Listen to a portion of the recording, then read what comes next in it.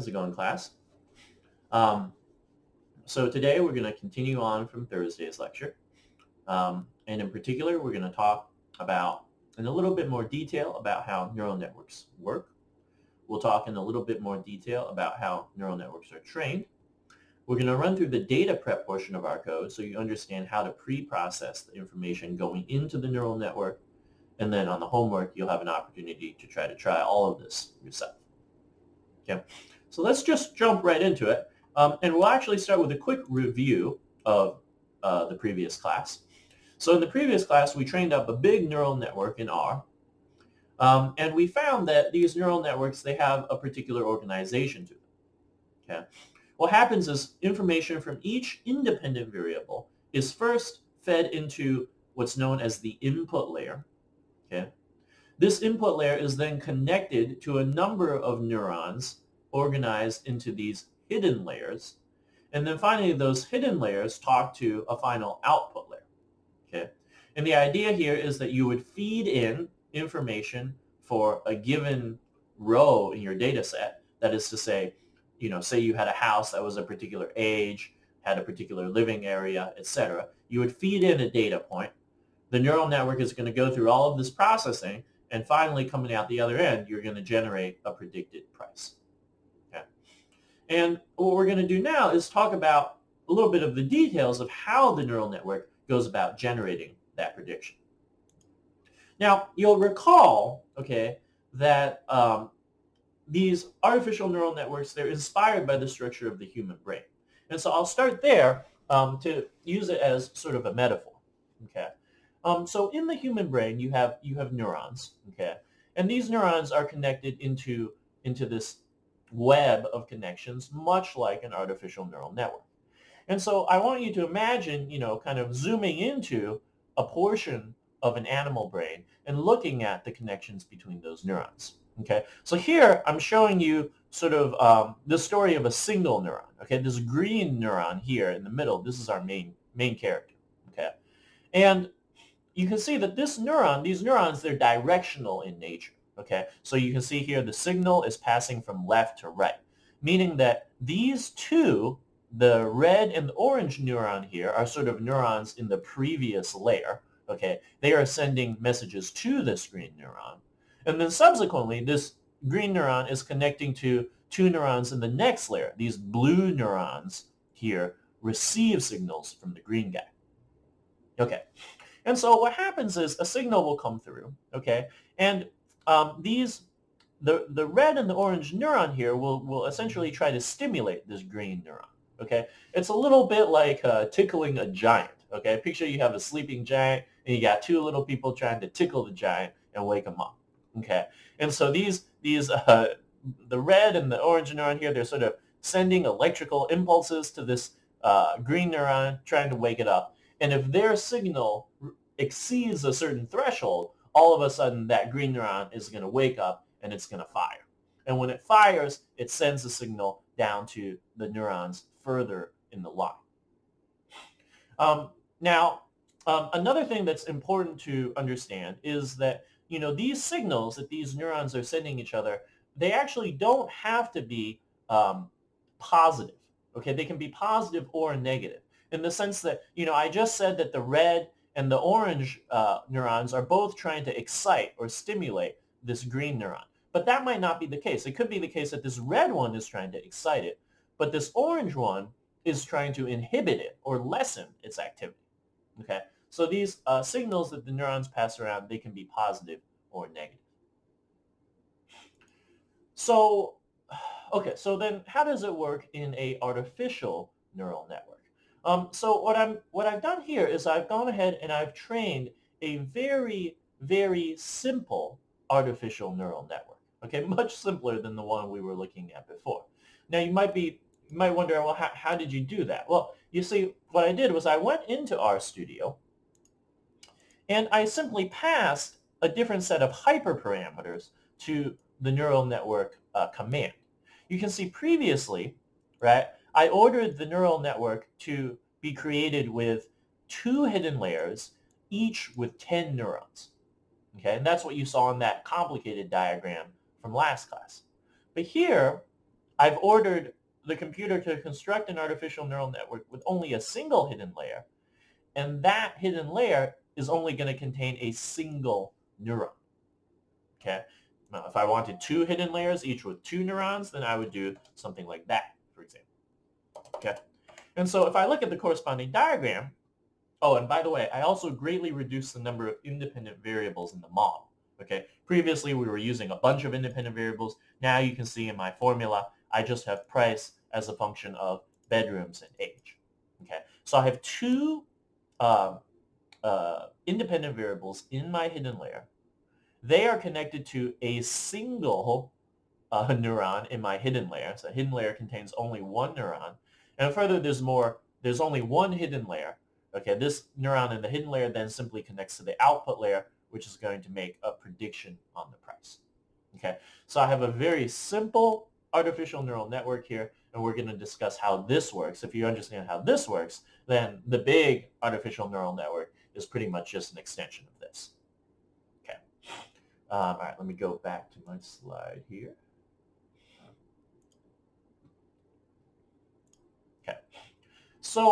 Okay. So how does this very simple artificial neural network operate?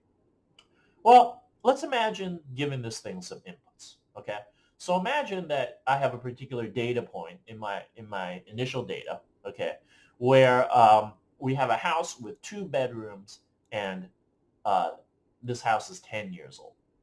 Okay. Now, this is a bit of an oversimplification, right? Because I mentioned previously that the data going into an artificial network has to be very clean. And one of those steps, one of those data processing or cleaning steps involves, instead of using the raw value of each one of these variables, that we basically scale them down so that they're all between 0 and 1. Okay, so for example, in a real neural network, we wouldn't be feeding in an age of 10. We'd be feeding in, a number like 0.3, okay? And that 0.3 would represent that house is sort of 30% the age of the oldest house in the sample, okay? Basically, we normalize all of our inputs to be between 0 and 1 before we feed them into the neural network. You'll see that later on, but for now, that just kind of makes things unnecessarily complicated, adds an extra step. I'm just going to pretend that we're feeding in the actual raw, unnormalized values. Okay. So imagine, we have a house with 2 bedrooms, and that's 10 years old. Okay. And so we feed that data point into this neural network. How does the neural network then predict the price of the home? Well, so you can see that these 2 neurons, they're connected to this first neuron in the hidden layer. And this first neuron in the hidden layer is where the first sort of, computation is actually going to happen. Okay. And you'll recall from last time that even though both of these neurons are connected to this neuron in the first hidden layer, the strength or the nature of their connection is not the same. And the strength of the connection between 2 neurons in an artificial neural network is known as the weight of that connection. And I have the weights written here. So you can see over here, the weight of this connection is 26.57 something. And the weight of this other connection, this is a negative connection, this is negative 11.51. Okay. And so what does this do? Well, the computer is simply going to perform the following operation. It's going to take each independent variable that we feed in. It's going to multiply by the respective weight of that independent variable. It's going to add the bias, and then it's just gonna sum all of those terms. Okay. So for example, since the weight of this bedroom variable is minus 11.5 something, we're going to take that weight and then multiply that by the incoming number of bedrooms 2. Okay? Then we're going to do the same thing for this other neuron. This other neuron has a weight of 26 something, so we're going to take that weight, multiply by the corresponding value of the input, 10. Okay? And then finally, we're going to add our bias. So our bias term here is 3.239. Okay, I'm going to round that up to 3.24, and then I'm going to add the bias. Okay, so you take these numbers, you plug these into a calculator, and you get the number 245.92. That's a weighted sum of all of the inputs that this neuron is accepting. Now, if you've been paying attention, what you'll realize is that this process that I've just described is very similar, is very akin to something that we've already seen, which is a regular old OLS regression, right? Because in a regression, the way you calculate the predicted value of a regression is you take each independent variable and multiply by the coefficients that you got in that table when you got the output of the regression, okay? And so in a way, a very simple artificial neural network that has one hidden layer like this is a little bit like doing a OLS regression. Okay? However, there is a difference. Okay, there is a difference, which is the following. So this number that you get here, this weighted sum of inputs, is 245. This is not the signal. This is not the value that this neuron passes on to the next neuron. It's not this value. Okay. Instead, this value is fed into a function. And the name of this function, f, is the activation function. Okay. Activation function. And the value of this function determines the signal that this neuron will send to the next neuron. Okay, so what do these activation functions look like? Well, you see, most of these activation functions act as a sort of a switch, right? Remember this idea of two people trying to tickle a giant and get that giant to wake up, right? Now, a giant is they're not as sensitive as a person, right? So if you just prod the giant a little bit, he's not going to wake up. In other words, you need a certain threshold of input before that giant actually is going to wake up and do anything. And the purpose of this activation function is essentially to impose that sort of threshold behavior. Now, there are many different activation functions that can be used, okay? And we'll have an opportunity to experiment with some of these. And actually, it can even vary within the neural network. So for example, you might have one neuron that's set up with a given activation function, and you might have another neuron that's set up with a different activation function. Okay? But here are four very commonly used activation functions: the hyperbolic tangent, the sigmoid, the, I forget what this stands for, the ReLU function.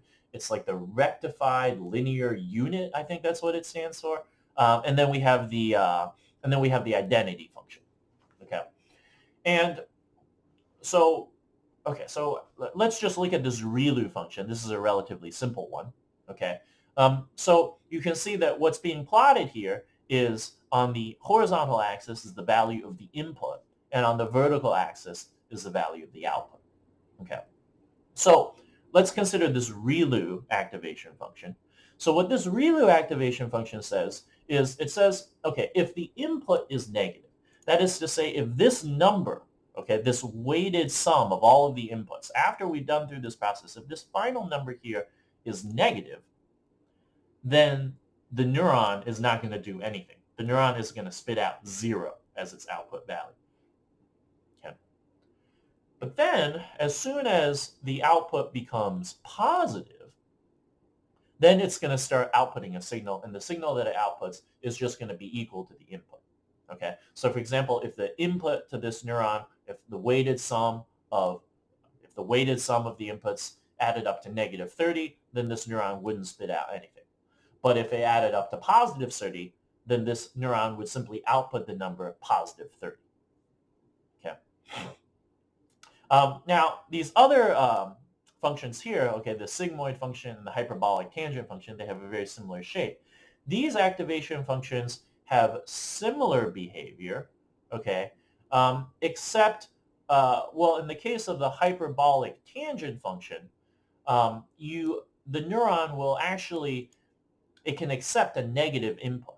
And if it accepts a negative input, it's going to give a negative output. If it receives a positive input, then it's going to give a positive output. Okay, but you can see that there's sort of, this particular activation function sort of has diminishing returns.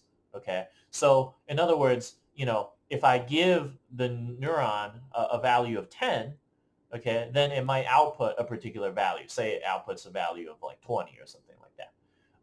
But if I were to, increase the value of the input that I give it, right? Let's say I go from, giving it a value of 100 to giving it a value of 200. Well, that's actually not going to increase the output of the neuron that much because, as you can see, the output here is sort of leveling off. Okay. Same thing with the sigmoid function. The only difference with the sigmoid function is that it will return a 0 for some negative values. Okay, so you can see that below sort of this threshold right here. Okay, if I feed it a number that's to the left of, let's say, this line where my cursor is, it's going to return the value 0. But then, let's say that this value here is negative 10. But then if I feed it negative 9 or negative 8, then it's going to start returning a positive output.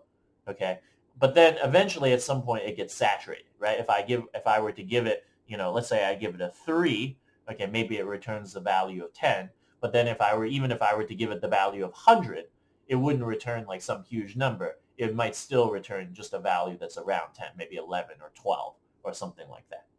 Okay, so so the point of these, as you can see, right, is that there's some threshold behavior associated with all of these, right? Especially with the sigmoid and the ReLU. If you're giving it a number that's below some critical value, then the neuron is simply going to spit out 0. It's not going to really respond at all. Okay. And then you can see that for successively higher values, well, it just depends what kind of behavior we want the neuron to have. If we want the neuron to have diminishing returns, okay, say you wanted this neuron to kind of, I don't know, say it was measuring like,